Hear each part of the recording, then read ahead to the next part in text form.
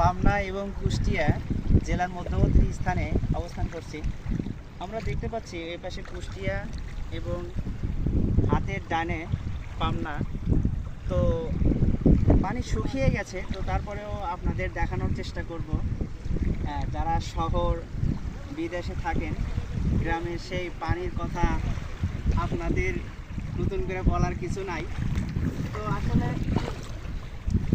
আপনার আমার মতো মানুষ হয়তো টাকা নাই, কক্সবাজার যাইতে পারি না, কিন্তু এরকম ছোট মিনি কক্সবাজার প্যান ভিজে যাচ্ছে। পাবনাতেই আসলে আসলেই সেটা ফিল নেওয়া যায়। দেখতে পাচ্ছি সমুদ্রের যে ঢের জানাগোনা এসে বাড়ি খাচ্ছে, বালি সরে যাচ্ছে, এটা আসলে মনের ভিতর ভালো লাগে। আসলে আপনারা যদি এরকম বাতাস অনুভব করতে চান, পানি দেখতে চান, অবশ্যই আপনাদের আসতে হবে পাবনা এবং কুষ্টিয়া শহরে। না আসলে আসলে এই অনুভূতিটা আপনারা পাবেন না কখনো। আর সব থেকে বড় কথা হচ্ছে, এটা হচ্ছে পদ্মা নদী। হ্যাঁ, এটা হচ্ছে পদ্মা নদী। আমরা মাঝখানে অবস্থান করছি।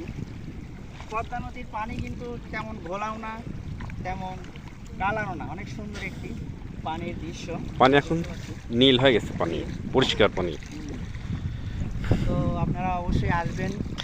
আর আমরা এসেছি, ইতিপূর্বে অনেকবার আসছিলাম, তো এবার এসে সব থেকে ভালো লাগছে। পানির ভিতরে হাঁটা চলা সব মিলে অনেক ভালো লাগছে।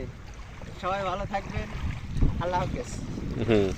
হ্যাঁ, এইটা কিন্তু রবি ঠাকুরের বাড়ি। ওই যে দেখা যাচ্ছে, ওই যে ওইটা রবি ঠাকুরের বাড়ি।